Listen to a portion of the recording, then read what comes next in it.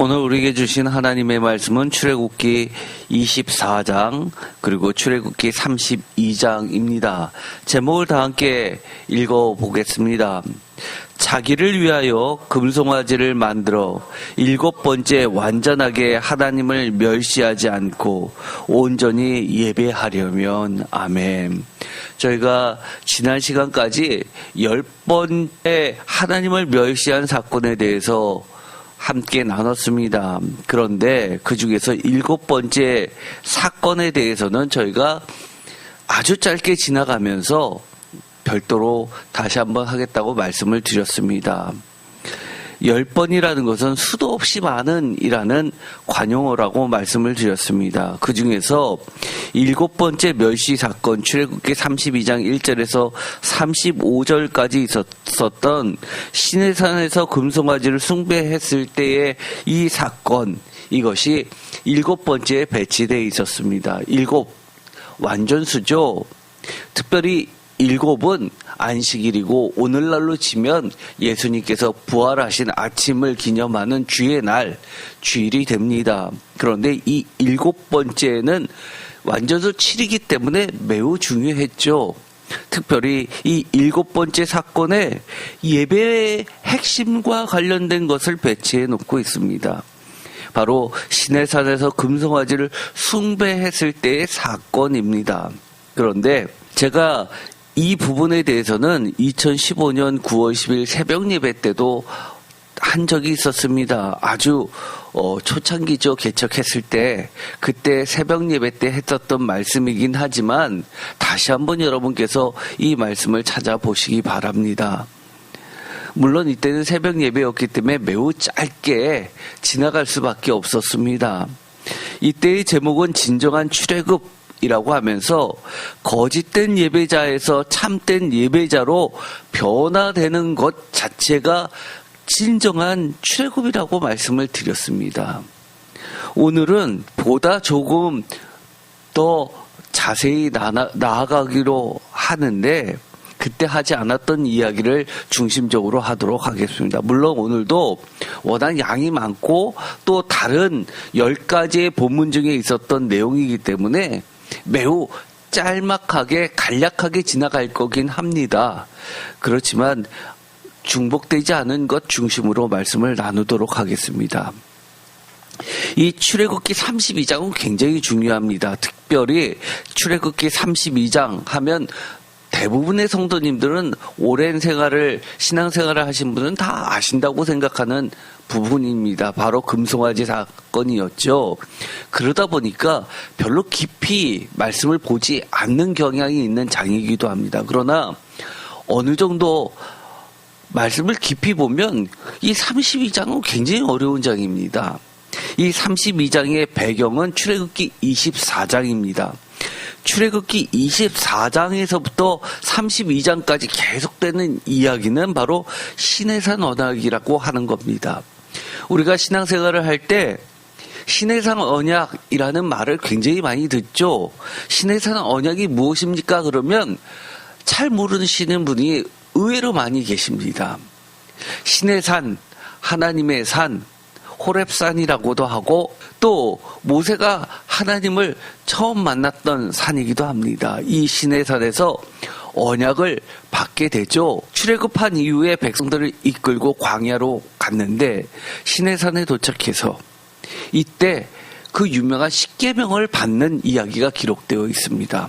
그런데 시내산 언약을 다른 말로 하면 이때를 율법 수여절이라고 유대교에서는 굉장히 성대하게 지킵니다. 율법 수여절은 3대 절기 중에서 77절, 맥추절, 그리고 신약에 와서는 오순절이라고 하는 성령 감리절이라고 하는 말씀보다도 유대교에서는 율법 수여절의 의미가 더 많이 부각되고 있는 게 사실입니다. 그만큼 모세의 위치가 대단하죠. 그리고 모세오경은 그들에게 있어서는 성경 구약 39권 중에 으뜸이라고 하는 모세오경, 바로 그거의 핵심인 이 시내산 언약을 다루고 있기 때문입니다.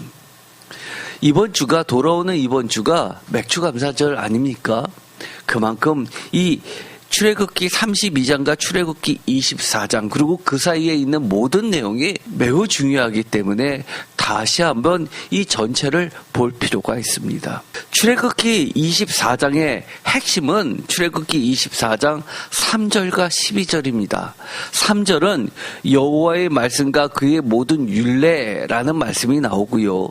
12절은 여호와의 산인 시내산에서 율법과 계명, 다른 말로 이야기하면 친히 기록한 돌판이라는 말씀이 나오게 됩니다. 하나님께서 친히 기록한 돌판이라고 하는 것은 십계명을 말하는 것으로 이해하고 있습니다. 물론 여기서는 십계명이라고 명확하게 이야기는 하지 않지만 앞뒤 문맥으로 두 돌판, 양면에 기록되어 있는 두 개의 판이라고 되어 있어서 이게 십계명이라고 우리는 알 수 있긴 하지만 명확하게 글자 그대로 하나님께서 말씀하신 것은 율법과 계명 또는 친히 기록한 돌판이라는 겁니다. 또한 여기서 중요한 건 출애굽기 24장 5절에 번제와 화목제라는 말도 나오게 됩니다. 번제와 화목제는 대표적으로 레위기에 나오는 가장 기본적인 제사는 번제죠.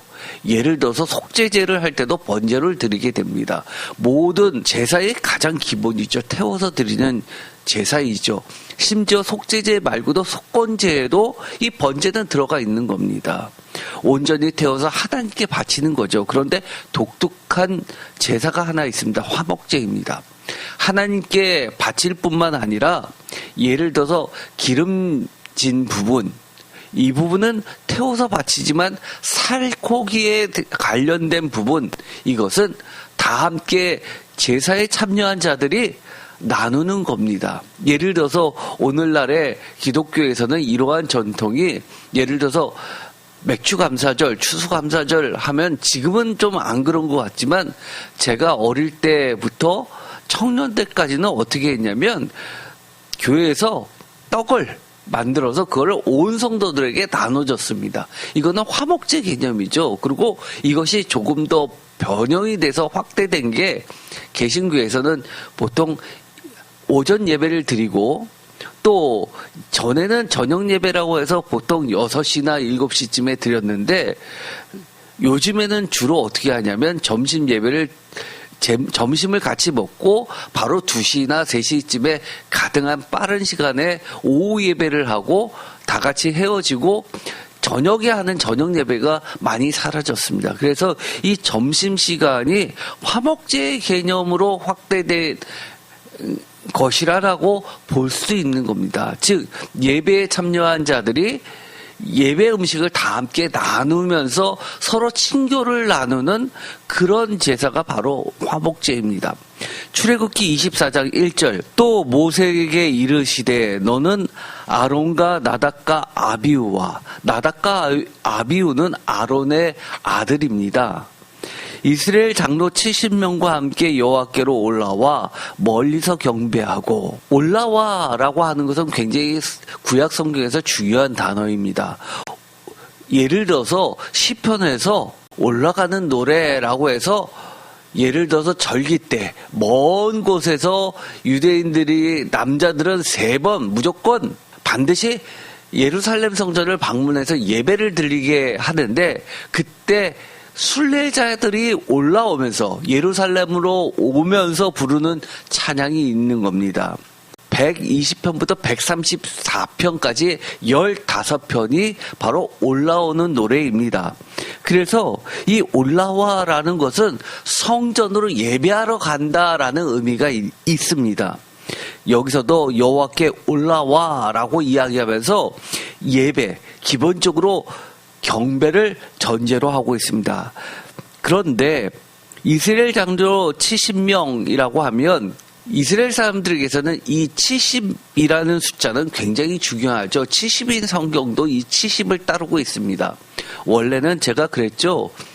6명씩 해서 각 12지파에서 72명이 되어야 하는데 어떤 이유에서인지는 모르지만 70명만 장로로 임명이 되고 2명은 임명이 되지 않고 대표로만 남게 됩니다. 그래서 지금도 이스라엘 최고의 의사결정권은 바로 70 또는 72에 의해서 구성이 되고 있죠.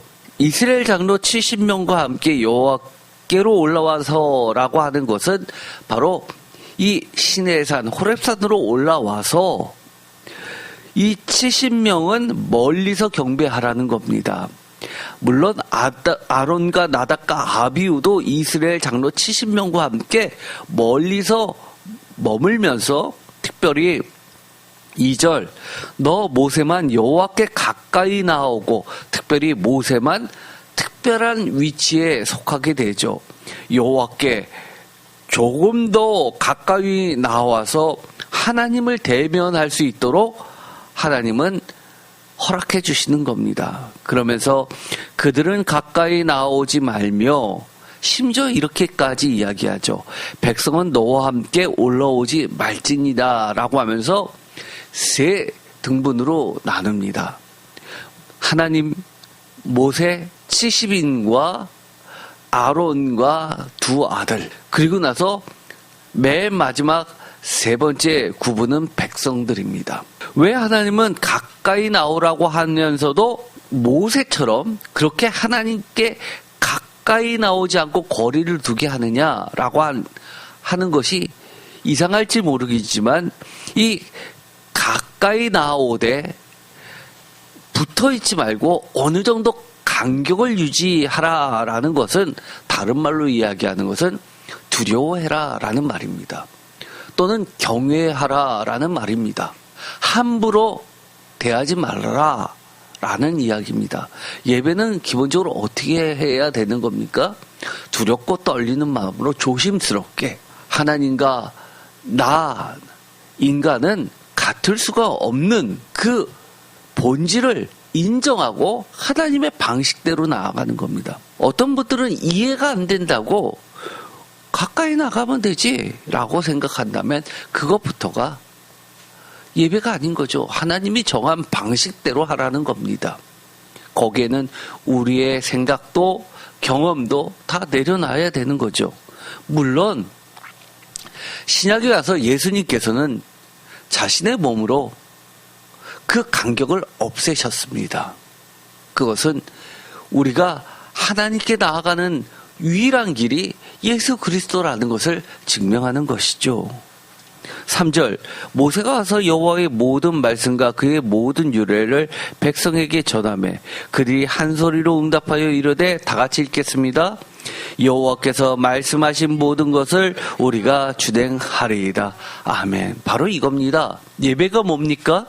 여호와의 모든 말씀과 그의 모든 율례가 하나님의 제단에서 하나님을 통하여 주의 종을 통해서 선포되면 모든 성도님들은 어떻게 해야 되는 거죠? 한 소리로 응답하여서 여호와께서 말씀하신 모든 것을 우리가 준행하겠습니다 라고 하는 것이 예배입니다. 표준 세번역으로도 읽어보겠습니다. 모세가 내려와서 백성에게 주의 다 같이 읽겠습니다.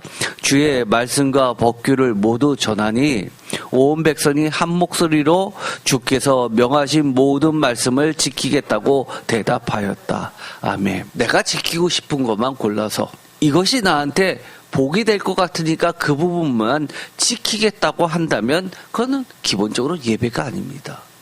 하나님의 말씀을 따라가는 성도가 아닙니다. 예수님의 어린 양들이 아닌 겁니다. 그런데 하나님의 말씀을 온전히 지킨다는 게 쉽습니까? 쉽지 않죠. 그렇기 때문에 우리가 늘 무엇을 해야 됩니까? 늘 뭐를 해야 됩니까? 뭐를 해야 되죠? 성경 말씀이 있죠. 혼자서요? 아니요. 신앙생활 그런 거 아닙니다. 어떤 분들은 코로나 시대 이후에는 유튜브도 있고 인터넷만 키면 다 설교가 나오니까 나 혼자서 집에서 성경책 보고 나도 배울 만큼 배웠으니까 그러면서 신앙생활 한다고 하시는 분도 계십니다. 아니요, 그렇지 않아요. 신앙생활은 기본적으로 예배를 통해서 예배를 통해서 성령님의 임재하심을 통해서 선포되는 그 말씀이 내 마음속에서 레마로 울려지면서 해석되어지면서 깨달아지면서 하나님과 교통하면서 고백하는 겁니다. 결단하는 겁니다. 하나님의 말씀이 무슨 학문입니까? 혼자서 연구한다고 그 말씀이 다 깨달아지면 교회가 필요 없어지면 그것이 신앙생활입니까? 아니요. 그렇지 않습니다. 우리가 하나님이 세우신 그 방식을 그대로 받아들이고 하나님께 내 모든 생각을 내려놓고 나아가는 것 자체가 예배의 시작입니다. 거기서 무너지면 예배 아닌 거죠. 4절 모세가 여호와의 모든 말씀을 기록하고 이른 아침에 일어나 산 아래에 제단을 쌓고 이스라엘 12지파대로 12기둥을 세우고 모세가 여호와의 모든 말씀을 기록합니다. 그 기록된 말씀이 무엇입니까? 오늘날로 이야기하면 성경 말씀입니다. 성경책이죠. 뒤에 가면 어떤 말이 나오냐면 언약의 책이란 이야기가 나오게 됩니다. 그것은 성경책이라는 이야기죠. 그런데 이른 아침에 일어나서 라고 이야기합니다. 아침은 어떤 아침입니까? 하나님 나라의 하늘 법정에서 하나님의 재판이 일어나는 겁니다. 우리가 이른 아침에 하나님 앞에 나아가는 자리가 예배입니다. 하나님께 죄를 고백하고요. 하나님의 재판에서 하나님으로부터 예수 그리스도의 피로 용서함 받는 하늘 재판이 사실은 예배입니다. 우리가 날마다 죄를 짓습니다. 그러나 하나님이 분노하시면 우리는 존재할 수 없죠. 이른 아침에 일어나서 산 아래에 제단을 쌓고 이스라엘 12지파대로 12기둥을 세우고 12기둥을 세운다는 게 뭡니까? 고고학에서 보면 가나안 땅에 여러 가지 제사 관련된 고고학이 발견되었습니다. 대부분의 제단들이 돌 제단들이 발견됐죠. 그래서 많은 학자들이 이야기합니다. 12기둥을 세웠다라고 하는 게 가나안의 풍습을 따른 거 아니냐라고 하는데 여기서는 그렇게 보지 않고 기둥, 주상처럼 이렇게 길쭉하게 세우죠. 마치 이집트 피라미드 옆에 기둥들이 크게 세워져 있는 것들을 보게 되는데 그것이 하나의 제단의 역할을 하는데 여기서는 제단이라기보다도 가나안 땅에 있었던 그런 제사 형태, 예배 형태가 아니라 그것을 바꿔서 기념하는 기둥으로 쓰는 겁니다. 12지파대로 기둥을 세워서 우리는 이렇게 하나님의 말씀이 기록된 대로 그렇게 따르겠다라고 결단하는 겁니다. 다른 말로 이야기하면 우리는 똑같지 않고 다른 방식으로 그들과 가나안의 풍습이 아니라 하나님의 방식대로 예배드리겠습니다라고 하는 겁니다. 그러한 정도는 중남미 지역에 스페인이 점령해서 들어가고 식민지로 삼으면서 여러 가지 토착 무속신앙들을 세웠던 제단에다가 특별히 성당들을 세웠습니다. 그런 전통들은 뭐죠? 대부분이 신을 따라하는 게 아니라 그것을 우상이라고 여기면서 그것을 무너뜨리고 새롭게 바꾸는 전통들입니다. 대표적인 게 또 있죠. 예루살렘 성전, 이슬람권이 지배하고 나선 그것을 다시 이슬람 성전으로 바꿔서 사용합니다. 이스라엘이 점령하고 그것을 다시 이스라엘 하나님을 섬기는 성전으로 바꿉니다. 다시 옆에다 세우는 게 아니라 그런 것들이 우리는 새로운 방식으로 섬기겠다는 결단에 오래된 고대부터 있었던 전통 방식이죠. 그래서 이 12기둥이라고 하는 것은 이방의 풍습을 따라한다는 것이 아니라 우리는 새롭게 하나님의 백성으로 살아가겠습니다라는 표현입니다. 특별히 돌이라는 것은 어떤 의미가 있을까요? 고대 사회에서 기록은요, 가장 오래된 기록은 무엇일까요? 점토판에다가 우리도 어렸을 때 보면 서판이라고 되어 있는 게 모래를 담은 데다가 쓰고 지우고 하는 그런 게 있었죠. 더 나아가서 진흙처럼 한 다음에 거기다가 글자를 새긴 다음에 굳혀서 놔두는 게 있었는데 더 오래된 것은 돌에다가 새겼습니다. 왜 새겼죠? 돌에다가 그것은 오래 가라고 한 겁니다. 지금도 광도태양비에 그 글자는 남아있지 않습니까? 그게 6세기입니다. 돌은 그들에게 있어서는 영원성을 상징하는 겁니다. 예를 들어 파피루스 같은 건 금방 썩어 없어집니다. 양피지도 마찬가지죠. 양피지도 오래 간다고 하지만 더 오래 가는 것은 돌입니다. 예를 들어서 함무라비 법전 이런 것들은 무려 3,500년이나 지나도 지금 현재 남아있다는 거 아닙니까? 그렇게 영원성을 상징하기 위해서 돌에 기록합니다. 돌판에 기록된 하나님의 언약, 그것은 영원한 언약이라는 것을 상징하는 것이지 돌을 강조하는 것은 아닙니다. 영원성을 강조하는 거죠. 5절 이스라엘 자손의 청년들을 보내어 여호와께 소로 번제와 화목제를 드리게 하고, 여기서 소가 나옵니다. 이스라엘 사람들에게서는 제사 중에서 가장 귀한 제물은 소였죠. 그리고 또 이것은 아론의 금송아지 사건하고도 관련된 매개체가 바로 소 또는 송아지입니다. 어쨌든 여기서는 하나님께 예배드리는 방식을 소로 번제와 화목제를 드리게 했다는 겁니다. 번제도 드리고 화목제도 드렸습니다. 그리고 나서 6절에 보면 독특한 이야기가 나옵니다. 모세가 피를 가지고 반은 여러 양품에 담고, 여러 양품에 담는다라고 하는 것은 소를 잡으면 피가 많이 나오는데 양푼, 그릇 하나에 다 담지 못할 양이 여러 양푼이 필요할 수밖에 없죠. 반은 제단에 뿌립니다. 피제사라는 거죠. 7절 언약서를 가져다가 백성에게 낭독하여 듣게 하니 그들이 이르되 여호와의 모든 말씀을 우리가 준행하리이다. 아멘. 제가 성경책을 읽을 때마다 끝에 꼭 아멘을 합니다. 왜 그렇죠? 이런 정통입니다. 언약서를 가져다가 백성에게 낭독하여 듣게 하니 그들이 이르되 뭐라고 이야기합니까? 여호와의 모든 말씀을 우리가 준행하리이다. 이 말은 다른 말로 이야기하면 아멘이라는 말로 함축될 수 있는 말씀이기 때문입니다. 아멘은 뭐죠? 진실되다, 확실하다, 옳다라는 뜻을 가지고 있습니다. 그래서 그들이 여호와의 모든 말씀을 우리가 준행하리이다 라고 하는 것을 바꾸어서 우리는 아멘이라고 하는 겁니다. 8절 모세가 그 피를 가지고 누구에게 뿌립니까? 다 같이 읽겠습니다. 백성에게 뿌리며 이르되 이는 여호와께서 이 모든 말씀에 대하여 너희와 세우신 언약의 피니라. 아멘.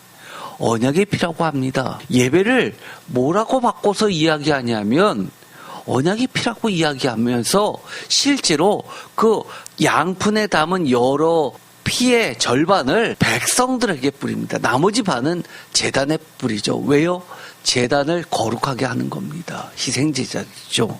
우리가 예배를 드릴 때마다 만약에 소를 잡아서 우리한테, 여러분들한테 제가 피를 뿌린다고 생각해 보십시오. 쉽지 않죠. 그 피가 잘 지워집니까? 아마 오늘날로 치면 많은 분들이 그게 싫어서 예배 안 나올 겁니다.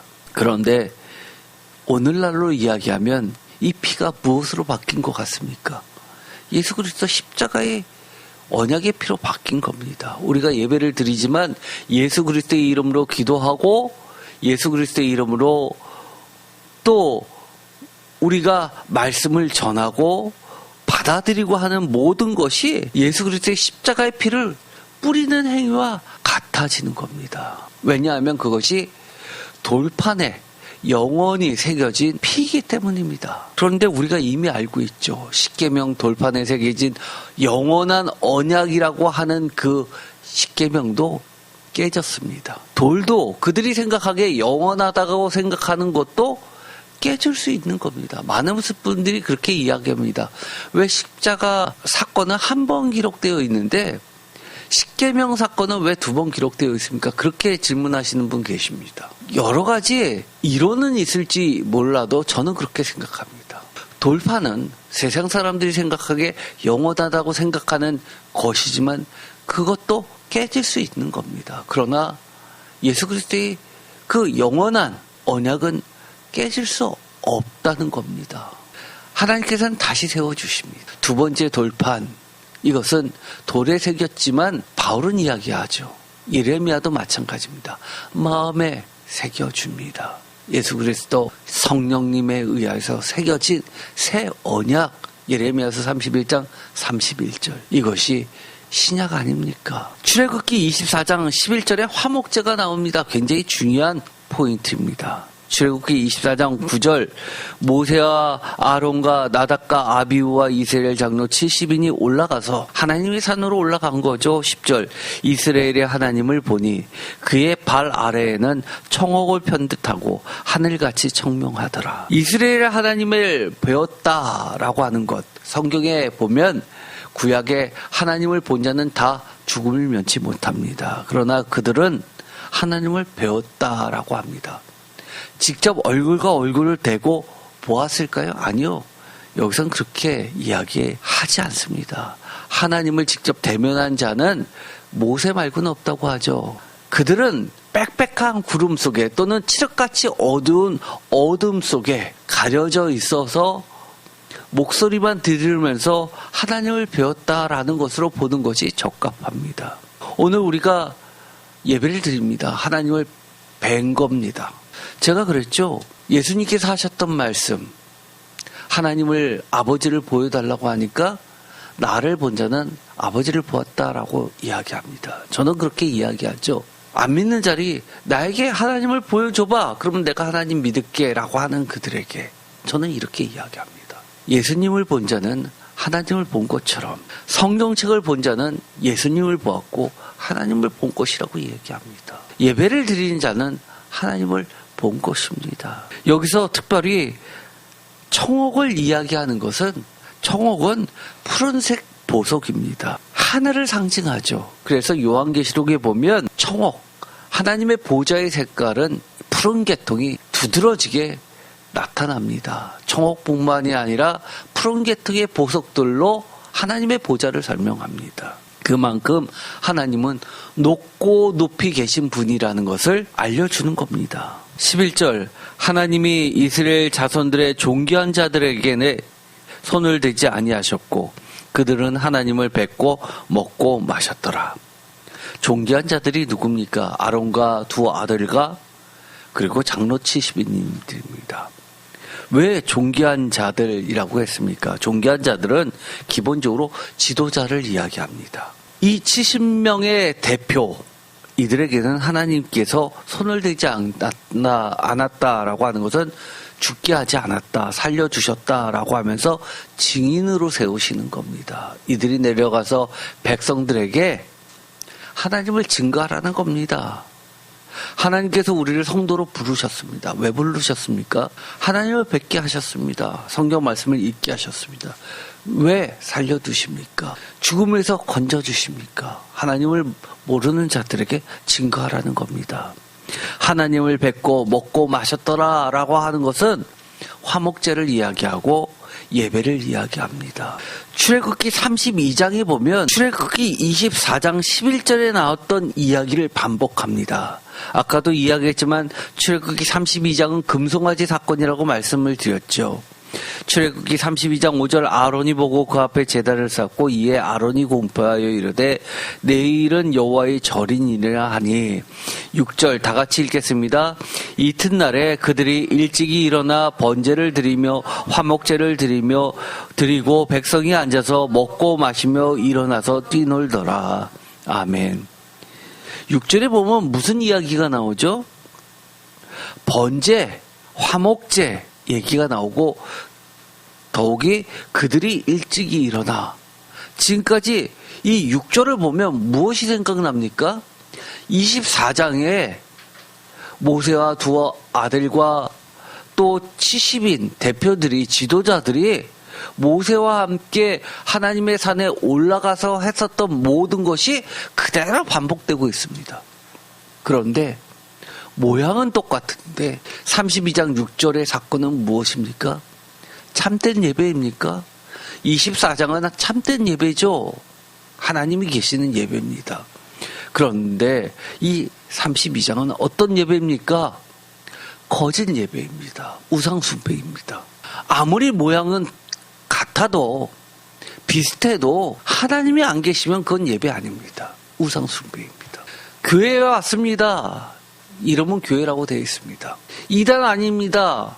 대한민국의 정통이라고 되어 있는 교회들 이름은 정통입니다. 예배를 드렸는데 그 안에 하나님은 안 계시고 성경 말씀은 없고 성경 말씀을 가지고 와서 번제도 드리고 화목제도 드리면서 무엇으로 가득 차면 자기의 욕심과 심리학과 상담학과 위로와 이런 걸로 가득 차고 오직 하나님을 위한 예배가 아니라 오직 나를 위한 자기를 위한 세상의 복을 추구하는 예배라고 한다면 우리 진짜로 생각해 봐야 됩니다. 하나님이 뭐라고 말씀하시는지 참된 예배를 회복해야 되는 거죠. 예배 하나님이 빠지면 그건 예배 아닙니다. 우리가 굉장히 조심해야 됩니다. 그래서 이 32장은 매우 수치스러운 이야기가 기록되어 있지만 신앙생활에서 이 32장은 너무너무 중요한 장입니다. 왜냐하면 이 32장이 있기 때문에 우리가 오늘날 잘못된 예배를 경계하면서 올바로 하나님께 나아가는 것이 무엇인지를 늘 돌아볼 수 있게 해주는 장이 바로 32장이기 때문입니다. 그러니까 자칫하면 잘못 갈 수 있어요. 그렇기 때문에 우리가 늘 조심하는 겁니다. 그래서 오늘도 우리가 예배를 시작할 때 늘 예배 드릴 때 반드시 하는 기도가 있죠. 성령님, 이 자리에 함께하여 주시사 하나님께서 기뻐 받으시는 참된 예배되게 해주세요라고 기도하고 시작을 합니다. 성령님께서 임재하여 주셔서 성령님께서 주도해 주시는 예배가 아니면 내 욕심이 세상의 기준이 예배를 우상으로 만들어 버리게 할 수 있기 때문입니다. 표준세 번역은 흥청거리며 뛰놀더라 라고 해서 이 뛰놀더라를 보다 자세하게 기록하고 있습니다. 사실 하나님의 예배는 먹고 마시며 예배드리는 것은 화목제를 상징합니다. 번제는 먹고 마시는 게 없죠. 그런데 제가 2015년에 했었던 설교를 여러분 들으시라고 말씀을 드렸는데 거기에 보면 여기서 달라지는 화목제와 차이나는 부분이 바로 뛰놀더라라고 말씀을 드렸습니다. 이 뛰놀더라라고 하는 것은 가나안의 제사를 상징하는 말입니다. 그래서 오늘날로 이야기하면 예를 들어서 로마 시대에 바카스 신, 포도주의 신 이런 가무와 음주를 성행위를 동반하면서 풍요의 신을 바라보는 그 이방 제사를 오래된 형태를 이들이 바알을 섬기는데 했었던 바알과 아세라를 섬기면서 했었던 이 음란한 예배를 여기에다 갖고 온 겁니다. 완벽한 우상숭배가 돼버렸던 거죠. 24장에 그들이 준행하겠습니다라고 한 목소리로 결단했지만 얼마 가지 않았어. 전후좌우 문맥으로 보면 24장에 모세가 하나님께 율법을 받기 위해서 더 깊이 들어갑니다. 그리고 나서 백성들은 밑에 있는데 40일이 지나도 모세가 나타나지 않자 이 32장에 가서 금송아지를 만들게 되는 겁니다. 불과 40일입니다. 이 사이에 그들은 철저하게 이방신을 섬기는 우상으로 변질시킵니다. 출애굽기 24장 12절에 보면 드디어 하나님께서 친히 쓰신 십계명 돌판의 이야기가 나옵니다. 매우 중요하죠. 24장 12절 다 같이 읽겠습니다. 여호와께서 모세에게 이르시되 너는 산에 올라 내게로 와서 거기 있으라. 내가 그들을 가르치도록 내가 율법과 계명을 친히 기록한 돌판을 내게 주리라. 아멘. 여기서 뭐라고 되어 있죠? 율법과 계명, 이것이 바로 신에선 언약입니다. 그런데 친히 기록한 돌판이라고 하는 것은 우리가 흔히 알고 있는 십계명으로 이해해도 될 듯합니다. 왜냐하면 표준세 번역은 이렇게 번역합니다. 몸소 돌판에 기록한 율법과 계명을 너에게 주겠. 그러면서 그 뒤에 가면 두 개의 돌판 이야기가 나오기 때문입니다.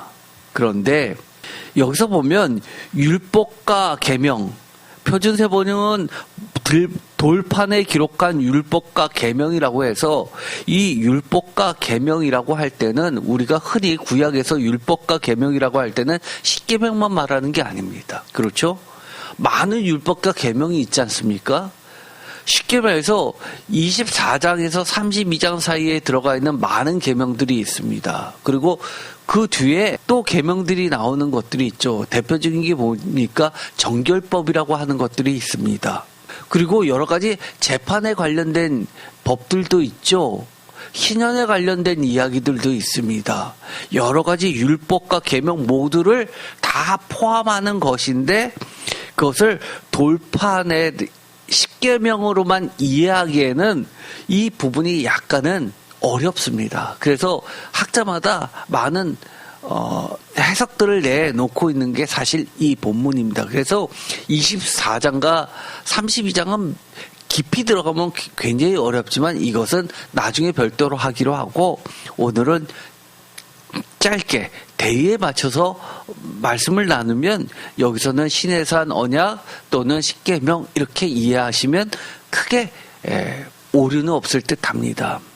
그러면서 13절에 모세가 그의 부하 여호수아와 함께 일어나 모세가 하나님의 산으로 올라가며 여기서는 여호수아를 데리고 가죠. 그러나 나중에 보면 여호수아는 사실은 모세와 끝까지 가는 게 아니라 중간에 멈추게 되고 분리를 나타나게 됩니다. 14절 장로들에게 이르되 너희는 여기서 우리가 너희에게로 돌아오기까지 기다리라. 분리를 하죠. 아론과 홀이 너희와 함께 하리니 무릇 일이 있는 자는 그들에게로 나아갈지니라 하고 여기서 아론과 홀을 모세가 자기가 없는 부재의 시간 동안에 권한을 위임을 해 줍니다. 이것이 나중에 아론의 금송아지 사건의 어떤 단초가 되기도 합니다. 나중에 자세히 보도록 하겠습니다. 15절 모세가 산에 오르매 구름이 산을 가리며 아까도 이야기했듯이 직접 하나님을 배웠다라고 하는 것은 구름을 통해서 들려오는 음성을 들었는데 하나님을 배웠다라고 백성들은 이야기하는 것으로 볼 수밖에 없는 본문이 바로 15절입니다. 모세가 산에 오르면서 그들과 분리해서 더 가까이 하나님께 나아갈 때 구름이 산을 가리었다라고 합니다. 16절 여호와의 영광이 시내산 위에 머무르고 구름이 엿새 동안 산을 가리더니 일곱째 날에 여호와께서 구름 가운데서 모세를 부르시니라. 아멘. 여기서도 보면 구름 속에 가려서 모세가 하나님께 나아가자마자 하나님께서 바로 율법과 계명을 주신 게 아닙니다. 또 7일을 기다리게 하시죠. 7일이 뭡니까? 창조의 날이었죠. 안식일입니다. 6일 동안 창조하시고 쉬시는 안식일, 주일, 이것이 바로 참된 예배의 날이죠. 예배라는 건 그렇습니다. 아무 때나 드려지는 것, 그것이 아니라 하나님이 정한 시간에 하나님의 방식대로 드려지는 것이 예배입니다. 매우 특별한 시간이죠. 하나님을 만나는 시간입니다. 그 사이에 뭐를 해야 됩니까? 우리가 그만큼 하나님을 만나기 위해 준비하고 경건한 삶을 유지하도록 6일이라는 시간이 필요한 겁니다. 17절 산 위에 여호와의 영광이 이스라엘 자손의 눈에 다 같이 읽겠습니다. 맹렬한 불같이 보였고 아멘. 뭐처럼 보였습니까? 여호와의 영광이 맹렬한 불같이 보였다라고 이야기합니다. 우리가 구름이 잔뜩 낀 빽빽한 구름을 보면 어떻습니까? 우리가 흔히 하는 말이 있죠. 뭐라고 이야기합니까? 흐리다라고 합니다. 날씨가 청명하지 않고 흐리다라고 이야기합니다. 그런데 빽빽한 구름 속에서 무엇이 보입니까? 맹렬한 불같이 보였다고 합니다. 하나님의 영광이 매우 독특합니다. 특이합니다. 혹시 여러분은 맹렬한 불 해서 태양 상상하시겠지만 정말 빽빽한 구름이 가득 찰 때는요, 맹렬한 불이 보이지 않죠. 구름 속에서는요. 그런데 맹렬한 불같이 보였다고 이야기합니다. 저는 이 부분을 나중에 설명드리겠지만 이 맹렬한 불 하면 여러분은 무엇이 생각납니까? 태양이 생각납니까?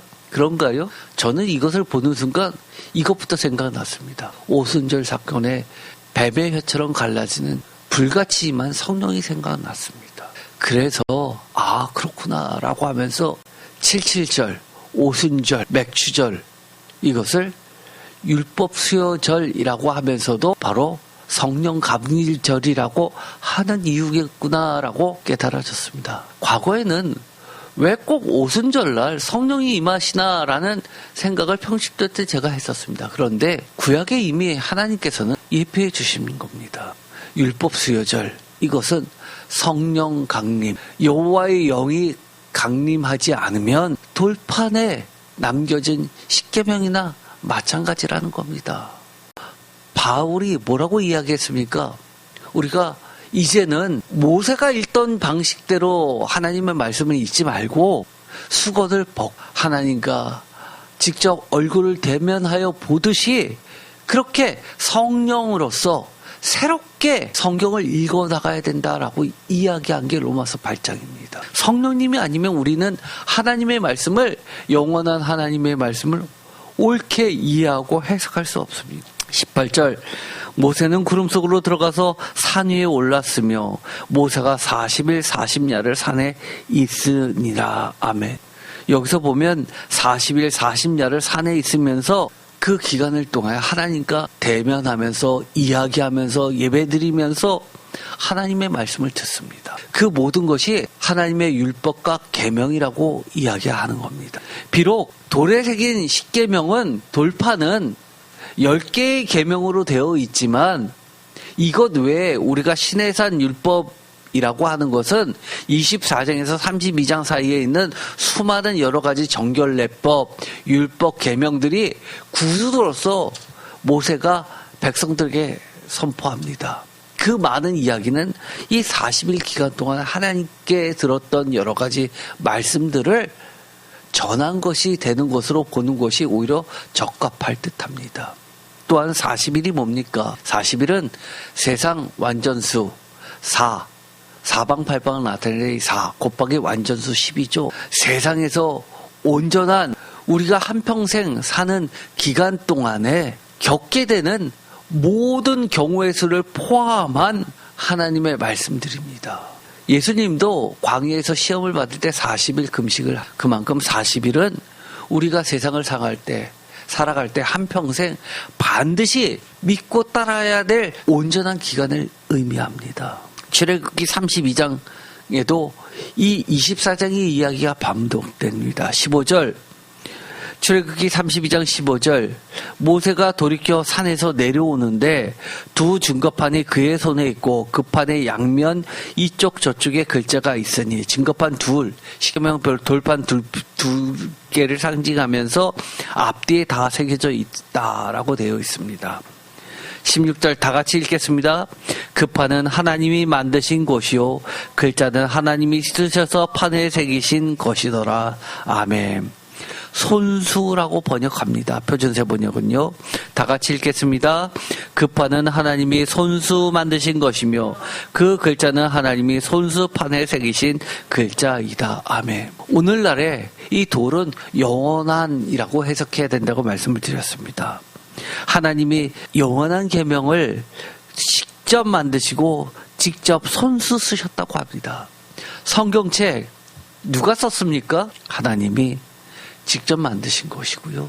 직접 쓰신 것입니다. 많은 난-크리스찬이 심지어 요즘에는 크리스찬조차도 그렇게 이야기하죠. 하나님이 손이 나타나서 하나님이 어떻게 이 성경책을 쫙 씁니까? 성경에 보면 똑같은 사건인데 왜 두 개가 다 틀립니까? 성경에 글자 그대로 할 때 오류가 있는데 이걸 어떻게 하나님이 직접 썼다고 합니까? 대표적으로 예를 들어서 홍수 사건도 날짜가 두 사건이 기록되어 있는데 날짜가 틀리지 않습니까? 그런 거 굉장히 많다고 말씀을 드렸습니다. 두 개의 전통이 하나로 합쳐져서 모두 다 기록된 겁니다. 그럼에도 불구하고 우리는 뭐라고 이야기합니까? 하나님의 영에 감동된 이들이, 하나님의 종들이 비록 썼다 하더라도 이것은 하나님이 직접 쓰신 겁니다. 제가 설교를 하더라도 제가 설교 본문을 만들고 오늘 여러분에게 전해드려도 이거는 하나님이 직접 만드신 말씀드린 겁니다. 하나님께서 선수 전해주시는 말씀드린 겁니다.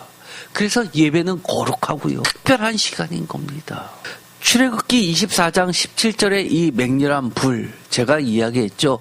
불의 혀 같은 성령이라고 얘기했습니다. 사도행전 2장 1절부터 다 같이 읽겠습니다. 오순절 날이 이미 이름에 그들이 다 같이 한 곳에 모였더니 호련히 하늘로부터 급하고 강한 바람 같은 소리가 있어 그들이 앉은 온 집에 가득하며 마치 불의 혀처럼 갈라지는 것들이 그들에게 보여 각 사람 위에 하나씩 임하여 있더니 그들이 다 성령의 충만함을 받고 성령이 말하게 하심을 따라 다른 언어들로 말하기를 시작하니라.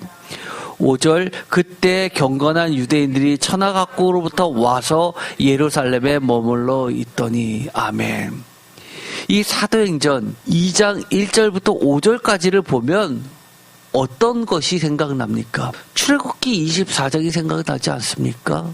그들이 다 한 곳에 모여 어디로 갑니까? 천하각국으로부터 와서 예루살렘으로 옵니다.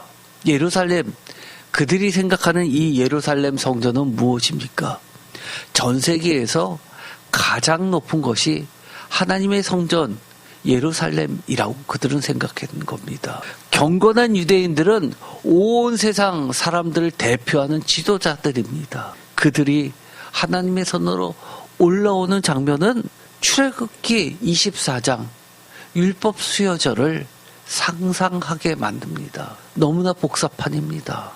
이처럼 하나님의 이 오순절 사건은 이미 모세의 사건을 통해서 우리에게 약속해 주신 겁니다. 우리가 지금까지 출애굽기 24장을 보았습니다. 이제 다음 시간에 출애굽기 32장 금송아지 사건을 보면서 출애굽기 24장과 비교를 할 겁니다. 시간이 이미 많이 지나서 오늘은 이 시간까지 하고 다음 시간에 계속해서 말씀을 나누도록 하겠습니다. 오늘의 제목을 다시 한번 읽어볼까요? 다 같이 읽겠습니다. 자기를 위하여 금송아지를 만들어 7번째 완전하게 하나님을 멸시하지 않고 온전히 예배하려면. 아멘. 오늘 출애굽기 24장은 하나님께서 하나님을 멸시하지 않고 온전히 예배하는 모습의 원형을 보여주신 겁니다. 이제 다음 시간에 그들이 어떻게 금송아지를 만들어서 완전하게 7번째로 하나님을 멸시한 사건을 보면서 우리 자신을 돌아보면서 혹시나 우리 안에 있는 하나님을 멸시하면서 드려지는 예배가 있는지를 체크하고 그것을 없애서 이처럼 원형의 하나님을 온전히 예배드리는 방향으로 나아가려면 어떻게 해야 되는지를 보게 될 겁니다. 다시 한번 여러분들도 다 함께 시간 다시 한번 옛 설교들 성경책을 읽어보면서 여러분 나름대로 설교를 듣기 전에 여러분 나름대로 하나님께 묻고 하나님이 여러분에게 성령님을 통해서 해주시는 말씀들을 기억하셨다가 다음 예배 시간에 하나님께서 해주시는 손수해주시는 그 말씀과 비교하면서 그 말씀대로 결단하는 시간이 되었으면 좋겠습니다. 기도하고 마치겠습니다. 하나님 감사합니다. 오늘 출애굽기 24장과 32장의 말씀을 통해서 온전한 예배가 무엇인지를 돌아보게 됩니다. 하나님께서 출애굽기 24장 시내산 언약을 세워주실 때 얼마나 하나님께서 우리에게 섬세하게 영원한 언약을 주시기 위하여 준비하시고 불러주시는지를 깨닫게 됩니다. 경건하게 우리를 정결하게 준비하면서 두렵고 떨리는 마음으로 하나님께 올라가게 하여 주시옵소서. 성령님을 주셨습니다. 불같은 성령님을 통해서 우리를 깨끗게 하여 주시옵시고 예수 그리스도의 피로 우리를 뿌려주셔서 속죄하여 주셔서 언약의 피로써 하나님의 말씀으로 온전히 예배드리게 하여 주시옵소서. 하나님께서 들려주시는 모든 말씀을 우리가 한 목소리로 청종하겠습니다, 순종하겠습니다, 지키겠습니다 하는 참된 예배 되게 하여 주시옵소서. 예수 그리스도의 이름으로 기도드립니다. 아멘.